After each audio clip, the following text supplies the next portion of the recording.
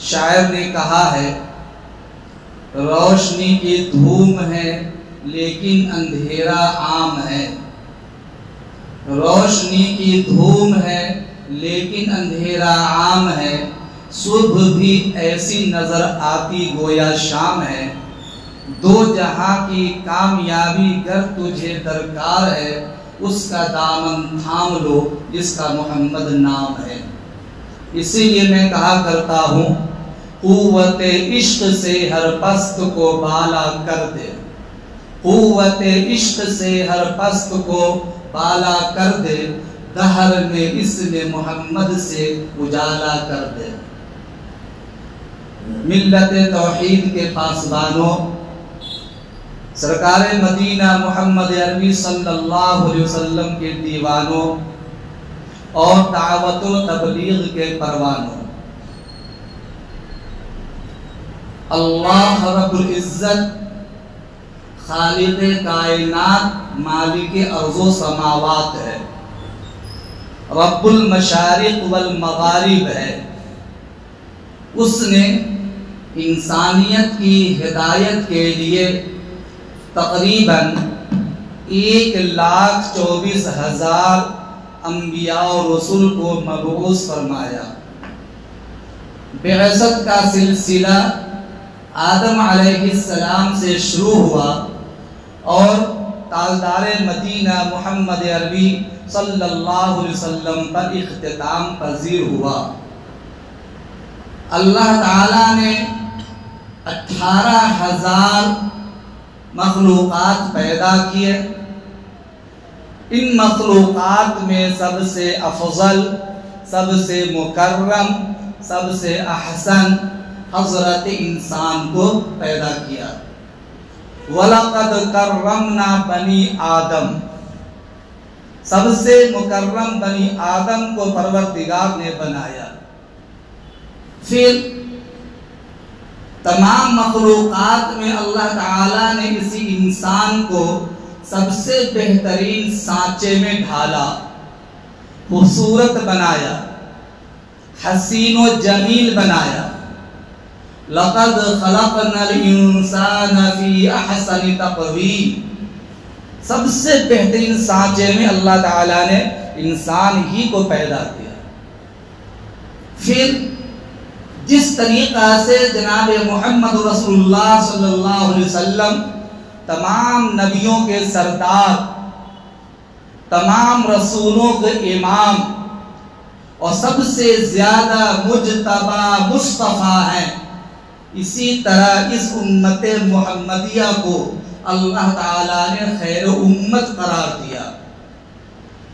قرآن کریم کے 4 پارے میں سورہ آل عمران کے 12ویں رکوع میں آیت نمبر 110 میں اللہ تعالیٰ نے ارشاد فرمایا کنتم خیر امت اخرجت للناس تأمرون بالمعروف وتنہون عن المنکر، تم سب سے بہترین امت ہو، امت خیر ہونے کا اعزاز اور شرف عطا کیا گیا اس امت محمدیہ کو۔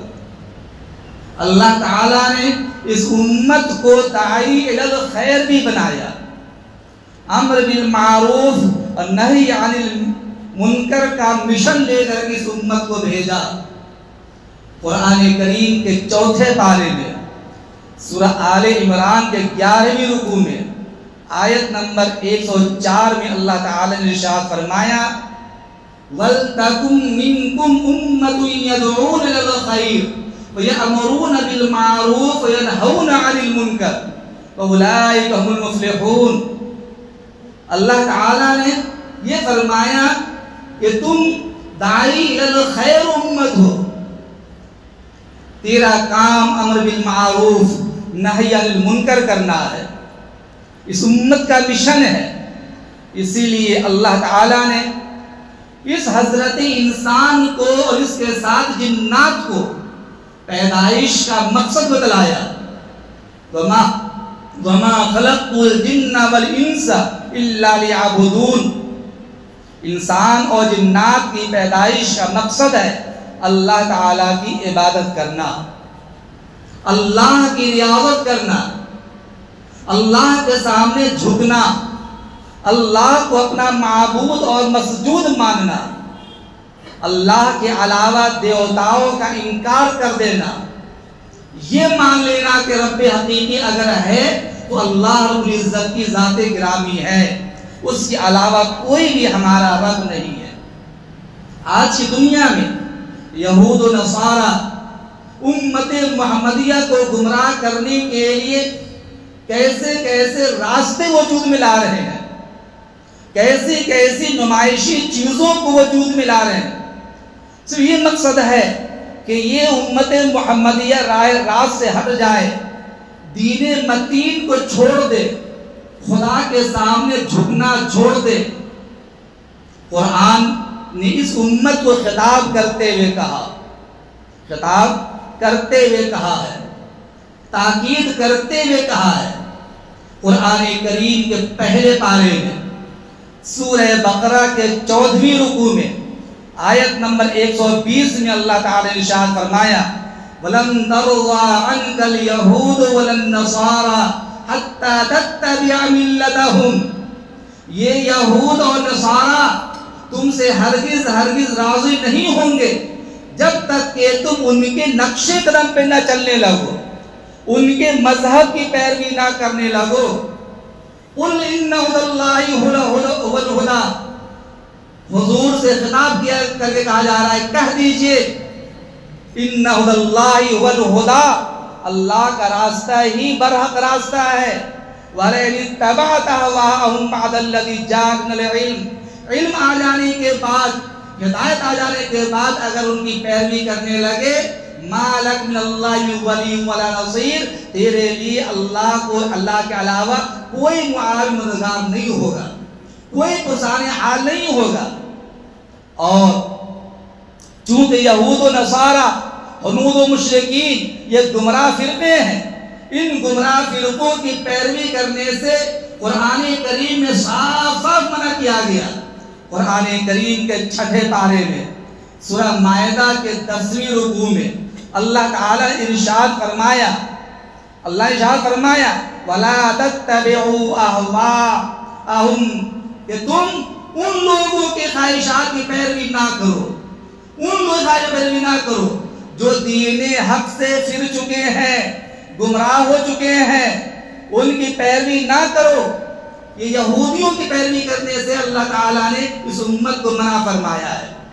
تمام کا خلاصہ یہ ہے کہ ہم اہل ایمان ہیں، اور اہل ایمان سے کہا جا رہا ہے کہ فقط اللہ کے سامنے عبادات اختیار کرو، اللہ کے علاوہ کسی کی پیروی نہ کرو۔ کل قیامت کے دن یہ بندہ یا کوئی بھی بندہ جب اللہ کے دربار میں حاضری ہوگی تو اس حاضری کے بعد جب تک کہ 5 سوالوں کے جواب نہ دے دیے جائیں، بندہ رب کے سامنے سے قدم آگے نہیں بڑھا سکتا ہے۔ غور سے سنیے گا ان 5 سوالوں کو، وہ 5 سوال ہیں کیا؟ جب تک کہ اللہ کے دربار میں بندہ 5 سوالوں کا جواب نہ دے دے، اس وقت تک اللہ کے سامنے سے قدم نہیں بڑھا سکتا ہے۔ ترمذی شریف جلد نمبر 2 صفحہ نمبر 66، الترغیب والترہیب جلد نمبر 4 صفحہ نمبر 266 پہ حضرت عبداللہ ابن مسعود رضی اللہ تعالیٰ کی روایت ہے، نبی اکرم صلی اللہ علیہ وسلم نے ارشاد فرمایا لا تزال قدم ابن آدم یوم القیامت حتی یسأل عن 5 یوم القیامت، جب تک کہ بندہ رب کے سامنے 5 سوالوں کا جواب نہ دے قیامت کے دن اللہ کے سامنے سے قدم آگے نہیں بڑھ سکتا۔ 5 سوال کیا ہے؟ آپ کو معلوم ہے جب آدمی انٹرنیشنل ایئرپورٹ پہ جاتا ہے، امیگریشن کیا جاتا ہے، پاسپورٹ لیا جاتا ہے، پاسپورٹ کا جائزہ لیا جاتا ہے، دیکھا جاتا ہے کہ یہ آدمی کس ملک کا رہنے والا ہے، اس کی عمر کیا ہے، تاریخ پیدائش کیا ہے، کس مقصد کے تحت یہ جا رہا ہے۔ جب تک کہ امیگریشن پوائنٹ پہ سارے تجزیے نہ کر لیے جائیں اور تصدیق نہ کر دی جائے کہ ہاں یہ پاسپورٹ درست ہے، اس وقت تک اس کا قدم آگے نہیں بڑھتا۔ اللہ کے دربار میں بھی امیگریشن پوائنٹ کے 5 سوالات ہوں گے جن کا جواب ہر بندے کو دینا لازم و ضروری ہے۔ عن عمرہ فیما افنا، اللہ تعالیٰ فرمائیں گے کہ یہ جو ہم نے 60 سال 70 سال 80 سال کی تجھے جو عمر عطا فرمائی، اس عمر کو تو نے کہاں گوایا؟ نیک کام میں گوایا یا غلط کام میں گوایا؟ اچھے کام میں، برے کام میں، اللہ کی عبادت میں یا بدکاری میں؟ کس کام میں؟ اللہ تعالیٰ نے انسان کو پیدا کر دیا، 2 راستے بتا دیے، فَأَلْهَمَهَا فُجُورَهَا وَتَقْوَاهَا قَدْ أَفْلَحَ مَنْ زَكَّاهَا وَقَدْ خَابَ مَنْ دَسَّاهَا۔ 2 راستے بتلا دیے، 2 راستوں کے اندر ایک غلط راستہ ہے اور ایک نیک راستہ، اچھا راستہ ہے۔ اچھے راستے پہ چلنے والا اللہ کا برگزیدہ بندہ بن جاتا ہے اور برے راستے پہ چلنے والا انسان بدکار ہو جاتا، اللہ کا نافرمان ہو جاتا ہے۔ اب پوچھا جائے گا عمر کی معافنا، یہ جو عمر دی گئی تھی اس عمر کو تو نے کہاں گنوایا، کس حال میں گنوایا؟ پہلا سوال، جب تک کہ بندہ اللہ کے دربار میں عمر کا جواب نہیں دے پائے گا اس وقت اسے قدم آگے نہیں بڑھ پائے گا، کیونکہ یہ عمر جو انسان کو دی گئی ہے یہ اللہ کی امانت ہے، جس امانت کے بارے میں پوچھا جائے گا یہ بتاؤ تو صحیح تو نے عمر کو کہاں گنوایا۔ نمبر 2، وَعَنْ شَبَابِهِ فِيمَا أَبْلَى، ہم نے تجھے خوبصورت جوانی دی تھی، خوبصورت جوانی دی تھی، بہترین پرسنالٹی سے نوازا تھا، بہترین قد و قامت سے نوازا تھا، حسین خوبرو بنایا تھا، یہ تو بتاؤ اس جوانی کو تو نے میرے راستے میں خرچ کیے، دعوت تبلیغ کے کام میں خرچ کیے، نیک کے کام میں خرچ کیے، مسجد کو آباد کرنے میں خرچ کیے، یا کس کام میں، غلط کام میں جوانی کو گنوایا؟ کس کام میں تم نے جوانی کو ضائع کیا؟ اچھی طرح جان لیجئے اللہ کے دربار میں سب سے بہترین عبادت وہ ہوتی ہے جو جوانی کی حالت میں عبادت کی جاتی ہے، اس لیے کہ جوانی کی حالت میں انسان کے ساتھ جذبات ہے، خواہشات نفسانی ہے، دنیا کی لالچ ہے، عہدے کی لالچ ہوتی ہے، بہت سی چیزیں ہیں، تمام لوازمات کو چھوڑتے ہوئے اگر وہ جوانی کو اللہ کے دربار میں گزارتا ہے تو وہ جوانی اللہ کے نزدیک مقبول ہوتی ہے اور اللہ تعالیٰ کو اس جوانی کی عبادت پہ بہترین اظہار محبت کا موقع ملتا ہے۔ اسی لیے کل قیامت کے میدان میں جب نفسی نفسی کا عالم ہوگا، سارے لوگ حیران و پریشان ہوں گے، کوئی پرسان حال نہیں ہوگا، ایسے موقع پر اللہ تعالیٰ کے عرش کے سائے میں جو 7 لوگ ہوں گے ان 7 لوگوں میں ایک جوان ہوگا، نشأ فی عبادت اللہ، یعنی وہ جوان جس کی جوانی اللہ کی عبادت میں گزری ہے، وہ جوان بھی اللہ تعالیٰ کے عرش کے سائے میں ہوگا۔ بڑھاپے میں منہ میں دانت نہیں، پیٹ میں آنت نہیں، کرتا مرتا کیا؟ وہ کرے گا کیا؟ نماز روزے کے علاوہ اور کوئی کام تو ہے ہی نہیں، لیکن اصل امتحان جوانی کی ہے۔ اس جوانی کے بارے میں اللہ تعالیٰ کل قیامت کے دن پوچھے گا، یہ تو بتاؤ تجھے جو خوبصورت جوانی دی گئی تھی اس جوانی کو تو نے کہاں گزارا، عبادت میں یا اور کسی اور کام میں؟ تیسرا سوال جو ہوگا، تیسرا چوتھا سوال وہ مال سے متعلق ہے، مال سے متعلق، مال من این اکتسبہ وفیم انفقہ، سوال کیا جا رہا ہے تو نے دنیا میں جو مال کمایا یہ مال کس طریقے سے کمایا؟ جائز طریقے سے کمایا، ناجائز طریقے سے کمایا، حلال طریقے میں کمایا، حرام طریقے میں کمایا، چوری ڈکیتی مال لوٹ خسوٹ کے ذریعے کمایا یا محنت و مشقت کر کے کمایا؟ کسی کی زمین غصب تو نہیں کر لی تھی؟ کل قیامت کے دن دنیا کے اندر جس آدمی نے ایک بالش زمین بھی کسی غصب کر لی ہے، کل قیامت اسے جواب دینا پڑے گا، پوچھا جائے گا۔ اگر دنیا میں کسی نے ایک بالش زمین ہڑپ لی کسی کی، کل قیامت کے دن 7 زمین کے طبقات ہیں، 7 طبقات کے حصے کو لے کر گلے کا توق بنا دیا جائے گا اور زمین میں دھسایا جائے گا، وہ دھستا رہے گا، اتنا بڑا عذاب دیا جائے گا اسے۔ کل قیامت کے دن ایک آدمی نیکیوں کا انبار لے کر حاضر ہوگا، ڈھیر ساری نیکیاں اس کے پاس میں ہوگی، نیکیوں کا پہاڑ ہوگا، نماز، روزے، حج، زکوٰۃ، خیرات، قرآن کی تلاوت، تسبیحات، اوابین، دعوت تبلیغ، سارے کام کی نیکیاں اس کے پاس میں ہوگی۔ اللہ کے دربار میں حاضر ہوگا، اسے اپنی نیکی پہ بڑی خوشی ہوگی، وہ مچل رہا ہوگا، اسی درمیان ایک آدمی آئے گا، پروردگار اس آدمی نے دنیا میں میرا مال ہڑپ لیا تھا، کہا جائے گا اس کی نیکیوں میں سے جتنا دل چاہے لے لو۔ دوسرا آئے گا، پروردگار اس آدمی نے مجھے دنیا میں برا بلا کہا تھا، کہا جائے گا اس کی نیکی میں جتنا دل چاہے لے جاؤ۔ تیسرا حاضر ہوگا، پروردگار اس نے دنیا میں مجھ کو تماچے مارا تھا، کہا جائے گا اس کی نیکی سے جتنا دل چاہے لے جاؤ، یہاں تک کہ ساری نیکیاں اس کی ختم ہو جائے گی، وہ نہتا ہو جائے گا۔ سرکار مدینہ محمد عربی صلی اللہ علیہ وسلم نے فرمایا سب سے بڑا قلاش مفلس انسان یہ انسان ہے جس کے پاس نیکیوں کے انبار ہونے کے باوجود بخشش کا کوئی سامان نہیں ہوگا، کوئی سامان نہیں ہوگا۔ دنیا میں یہ مال کہاں سے کمایا؟ قیامت کی علامتوں میں سے ایک علامت ہے، بخاری شریف جلد نمبر 2 صفحہ نمبر 1012 حدیث نمبر 2082 پہ حضرت انس بن مالک رضی اللہ تعالی عنہ کی روایت ہے، سرکار مدینہ محمد عربی صلی اللہ علیہ وسلم نے ارشاد فرمایا لَيَأْتِيَنَّ عَلَى النَّاسِ زَمَانٌ، حضور فرماتے ہیں لَيَأْتِيَنَّ عَلَى النَّاسِ زَمَانٌ، لوگوں کے اوپر ایک زمانہ آئے گا لا يُبَالِ الْمَرْءُ بِمَا أَخَذَ الْمَالَ أَوْ مِنَ الْحَلَالِ أَوْ مِنَ الْحَرَامِ، ایک زمانہ آئے گا لوگوں کے پاس جس زمانے میں لوگوں کو مال حاصل ہوگا، لیکن یہ مال کس طریقے پہ حاصل ہوا، جائز طریقے پہ حاصل ہوا یا ناجائز طریقے پہ حاصل ہوا، لا يُبَالِ الْمَرْءُ، انسان اس کی کوئی پرواہ نہیں کرے گا۔ آج امت مسلمہ کے معاشرہ میں، مسلم سوسائٹی اور معاشرے کے اندر مال کمانے کے متعدد طریقے ہیں، حلال طریقے بھی ہیں، حرام طریقے بھی ہیں۔ آدمی سود بیاج کے ذریعے مال بھی بٹورتا ہے، لوٹ کھسوٹ کے ذریعے بھی، رنگداری کے ذریعے بھی، داداگیری کے ذریعے مال وصول کرتا ہے، یہ بھی طریقہ لیکن حرام طریقہ ہے۔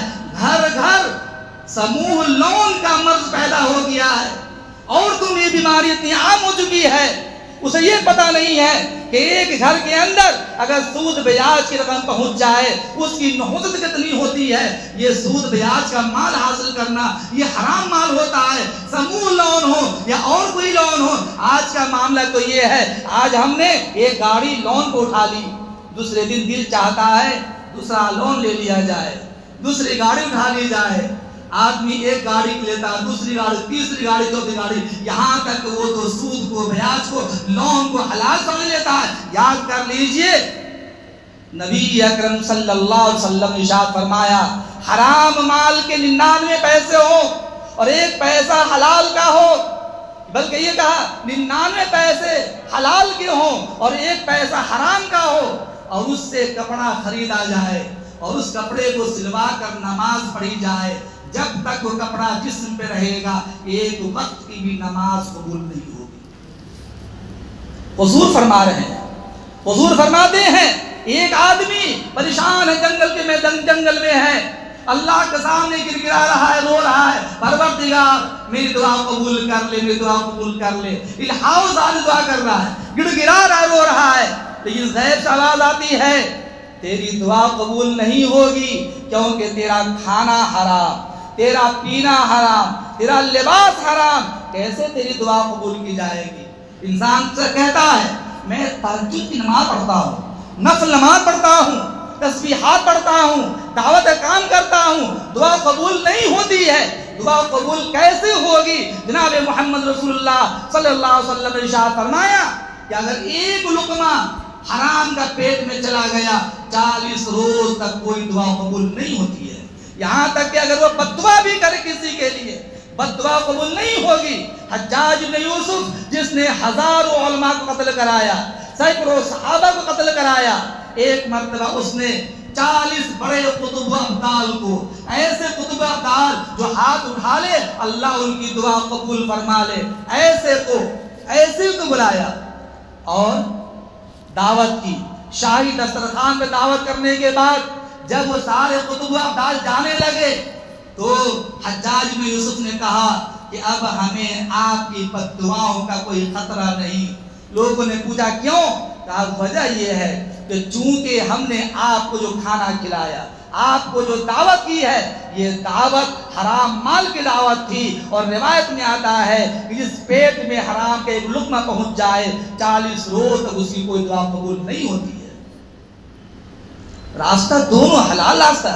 جب انسان حرام مال کماتا ہے تو یاد کر لیجئے دل کو بے چینی پیدا ہوتی ہے، بے قراری پیدا ہوتی ہے، دل کے زندگی کا چین سکون چھین لیا جاتا ہے، اس کی عبادتوں میں مزہ نہیں آتا، دل نہیں لگتا، در در کی مصیبتوں میں مبتلا ہوتا ہے، پریشانی میں مبتلا ہو جاتا، ظلم و زیادتی کا شکار ہو جاتا ہے۔ اس کے بالمقابل جب آدمی حلال کمائی کھاتا ہے، حلال ذریعے سے مال کماتا ہے، اللہ تعالیٰ اس کی زندگی میں چین سکون عطا کر دیتا ہے، عبادتوں میں اس کا دل لگنے لگتا ہے، گھر کی بے چینی دور ہو جاتی ہے، اللہ تعالیٰ اس کی عزتوں سے نواز دیتا ہے۔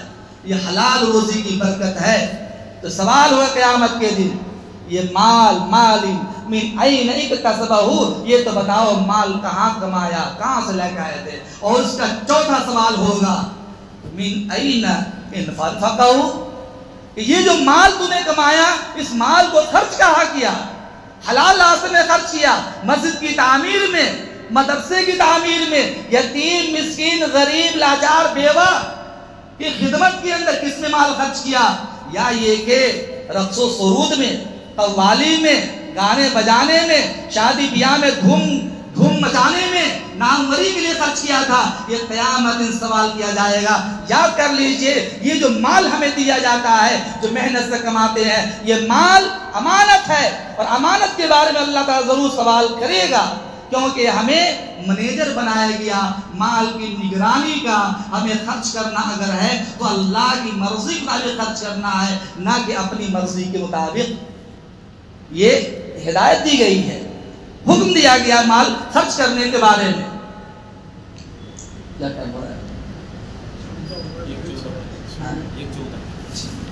تو عزیز دوستو، یہ چوتھا سوال کہ مال خرچ کہاں کیا، کس راستے میں خرچ کیا؟ جائز راستے میں۔ میں آپ سے کہا کرتا ہوں یہ جو مال آپ نے کمایا، آپ منیجر کے طور پر ہیں، آپ ذاتی طور پر خرچ کرنے کے ذمہ دار نہیں ہیں، لہذا خرچ کرنا ہے تو وہی خرچ کرنا ہے جو راستہ آپ کو بتایا گیا۔ جیسے کہ نیک بیوی کی پہچان میں مشکات شریف کی روایت میں کہا گیا ہے کہ نیک بیوی وہ ہوتی ہے جس کے پاس شوہر مال رکھے تو بیوی اس کی نگرانی کرے، اس کی حفاظت کرے، شوہر کی مرضی کے بغیر خرچ نہ کرے۔ بینک میں آپ پیسہ رکھتے ہیں، بینک کا منیجر اس کی نگرانی کرتا ہے، اپنے من سے پیسہ خرچ نہیں کرتا، یہاں تک کہ آپ اپنے پیسے کے مالک ہوتے ہیں، جب چاہیں ودرول فارم بھر کر کے آپ پیسہ نکال سکتے ہیں، 2000 نکالنا چاہیں، 10,000 نکالنا چاہیں، آپ مالک و مختار ہیں۔ ایسے ہی دنیا میں جو مال آپ نے کمایا اس کے آپ مالک و مختار تو نہیں ہے، منیجر ہیں، مالک تو اللہ تعالیٰ ہے۔ اگر غلط رات مال خرچ کیا جائے گا اللہ تعالیٰ ضرور اس کے بارے میں باز پرس کرے گا۔ اور پانچواں سوال یہ ہے وَمَاذَا عَمِلَ بِمَا عَلِمَ، آپ نے جو کچھ علم حاصل کیا ہے اس پر کتنا آپ نے عمل کیا۔ یہ جو پیغام دیا جا رہا ہے یہ بھی علم ہے۔ کہا گیا آپ نے جو کچھ جانکاری حاصل کی، دعوت کی لائن سے حاصل کی، علماء کے بیان کے ذریعے، مکتب میں تعلیم حاصل کر کے، مدرسوں میں تعلیم حاصل کر کے، اللہ والوں سے سن کر کے، جو کچھ بھی آپ نے علم حاصل کیا ہے اس پہ آپ نے عمل کتنا کیا، کل قیامت اس کے بارے میں ہر آدمی سے سوال کیا جائے گا۔ یہاں ایک بات یاد کرتے چلیے، ایک تو یہ ہے کہ آدمی کسی چیز کو جانتا ہی نہیں اور جاننے کا راستہ بھی نہیں ہے، تب تو اس سے کوئی سوال و جواب نہیں ہوگا۔ مثلا ایک آدمی ہے جو کفرستان میں رہتا ہے، کفر کے درمیان میں رہتا ہے، وہ ایمان لایا، کوئی اس کو عبادت کے بارے میں بتانے والا نہیں، خود اس کو معلوم نہیں، پڑھا لکھا نہیں ہے، ایمان لے آیا، کوئی دعوت دینے والا نہیں، نماز بتانے والا نہیں، روزہ بتانے والا ہے، دین کی بات بتانے والا نہیں، کوئی بھی نہیں، کوئی راستہ بھی نہیں ہے، اور اس حال میں اس آدمی کا انتقال ہو جاتا ہے۔ کل قیامت کے اس سے نماز کے بارے میں سوال نہیں ہوگا، روزے کے بارے میں سوال نہیں ہوگا، حج کے بارے میں سوال نہیں ہوگا، قرآن کے بارے میں سوال نہیں ہوگا، اس لیے نہیں ہوگا کہ وہ جانتا ہی نہیں تھا اور جاننے کے اسباب بھی وہاں پر موجود نہیں تھے۔ لیکن ایک وہ آدمی ہے جو جان سکتا ہے، جان سکتا ہے، جانتا ہے، جان سکتا ہے، جاننے کے ماحول میں ہے۔ میں مثال دے کے سمجھاتا ہوں، حدیث شریف میں آتا ہے، بخاری شریف میں، کہ جو آدمی بالکل ہی نہیں جانتا اور جاننے کا کوئی راستہ بھی نہیں ہے، کوئی سوال نہیں ہوگا۔ بخاری شریف میں ایک روایت ہے، ایک آدمی انتہائی درجہ بددین تھا، بد کردار تھا، بے نمازی تھا، زندگی میں کوئی عبادت نہیں کی، کچھ جانتا ہی نہیں تھا۔ جب مرنے لگا تو اس نے گھر والوں کو جمع کیا، خوف ستانے لگا کہ اللہ تعالیٰ مرنے کے بعد مجھے لٹھ برسائے گا، سزا دے گا، جہنم میں ڈال دے گا۔ گھر والوں سے کہا سنو سنو، جب میں مر جاؤں تو مجھے جلا دینا، جلا کر راکھ جمع کرنا اور راکھ کو ہوا میں اڑا دینا، کچھ راکھ کو سمندروں میں بہا دینا، تاکہ اللہ تعالیٰ میری راکھ کو جمع نہ کر سکے اور مجھے سزا نہ دے سکے۔ جب انتقال ہو جاتا ہے، انتقال کے بعد اس آدمی کی وصیت کے مطابق گھر والے لاش کو جلا دیتے ہیں، راکھ کو ہوا میں اڑا دیتے ہیں، سمندروں میں بہا دیتے ہیں۔ اللہ کے دربار میں حاضری ہوتی ہے، اللہ تعالیٰ نے حکم دیا ہواؤں کو، اے ہوا، جہاں جہاں اس کے جسم کی راکھ اڑ کر گئی سبھی راکھ کو جمع کر دو۔ سمندروں سے حکم کیا ساری راکھ کو جمع کر دو، ساری راکھ جمع کر دی گئی۔ اس کے بعد اللہ تعالیٰ نے اس کو اس میں روح پھونکی اور اس کے بعد وہ انسان بن کر اللہ کا تیار ہو گیا۔ اللہ تعالیٰ نے پوچھا، اے میرے بندے یہ تو بتاؤ تو نے یہ عمل کیوں کیا تھا، تو نے لاش جلانے کا حکم کیوں کیا؟ اس نے کہا، اے رب ذوالجلال، میں انتہائی بد کردار تھا، بے نمازی تھا، میں بددین تھا، سارے گناہوں کو انجام دیا تھا، مجھے پتہ نہیں تھا کچھ بھی، مجھے ڈر آنے لگا کہیں تیرے دربار میں حاضری ہوگی تو گناہوں کی وجہ سے تو مجھے سخت سزا دے گا۔ اللہ تعالیٰ نے فرمایا پھر کہا، میں تو جانتا ہی نہیں تھا کہ تو ہر چیز پر قادر ہے۔ اللہ نے فرمایا، اے میرے بندے سنو، جب تو نے میرے خوف سے یہ اپنی لاش کو جلانے کا حکم دیا تو میری عزت و جلال کی قسم، جو جس بندے کے دل میں رائی کے دانے کے برابر بھی میرا خوف پیدا ہو جائے اس پر میں جہنم کو حرام کر دیتا ہوں، لو تجھے جنت کا پروانہ دے رہا ہوں۔ حدیث کی شرح کے اندر لکھا ہے کہ دراصل وہ آدمی اللہ تعالیٰ کے قادر مطلق ہونے کے بارے میں، اللہ اس چیز پر قادر ہے، راکھ کو جمع کر کے بھی انسان تیار کر دے گا، اسے جانتا ہی نہیں تھا، معلوم ہی نہیں تھا، اس لیے اس نے ایسی حرکت کی، لہذا اسے عذاب نہیں دیا گیا۔ اسی طریقہ سے ایک اور واقعہ موجود ہے، مثنوی شریف میں واقعہ ہے، سبھی کو پتہ ہوگا، بہت معروف واقعہ ہے۔ واقعہ یہ ہے کہ ایک آدمی راستہ کنارے بکری چلا رہا تھا، موسیٰ علیہ السلام راستے سے جا رہے ہیں، راستہ جاتے ہوئے ایک بوڑھا آدمی جو بکری چلا رہا ہے، دیکھا وہ بوڑھا کچھ بکے جا رہا ہے، وہ کہہ رہا ہے، اے اللہ تو کہاں ہے؟ اگر تو میرے پاس آ جائے تو میں تیرے سر میں کنگھی کر دوں، اے اللہ تو بغیر کرتے کے ہوگا، اگر تو میرے پاس میں آ جائے تو میں تجھے کرتا پہنا دوں، اگر تو کرتا پہنا ہوگا تو گھنڈی یا گھنڈی میں بٹن نہیں ہوگی، آؤ میں تجھے بٹن لگا دوں گا۔ اے اللہ کتنے سال سے تو دنیا میں موجود ہے، اگر تو میرے پاس میں آ جائے، تیرے بال لمبے لمبے ہو گئے ہوں گے، آؤ میں تیری بال کی کٹنگ کر دوں، چہرہ بنا دوں، تیرے ناخن بڑے بڑے ہو گئے ہوں گے، تیرے ناخن تراش دوں۔ وہ انسان بکے جا رہا ہے، جذب میں، محبت میں، جذبات میں، عقیدت میں۔ موسیٰ علیہ السلام گزرتے ہوئے اس آدمی کی بکواس کو سنتے ہیں، موسیٰ علیہ السلام جلال میں کہا، اے بندے خدا یہ کیا بکے جا رہے ہو؟ یہ تو اللہ کی شان میں بڑی گستاخی ہے۔ جیسے موسیٰ علیہ السلام کی جلال بھرے جملے کو سنا وہ ڈر گیا، بھاگنے لگا۔